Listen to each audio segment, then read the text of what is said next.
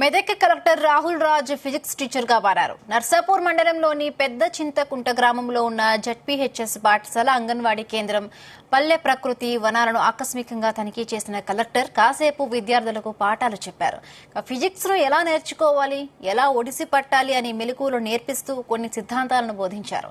దాదాపు అరగంట పాటు విద్యార్థులకు పలు ప్రశ్నలు సంధిస్తూనే సమాధానాలు రాబట్టారు.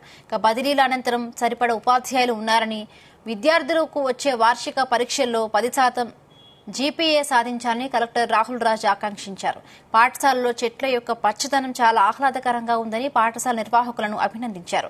పాఠశాలలో 300 మొక్కలను పెంచడం గొప్ప విషయమన్నారు.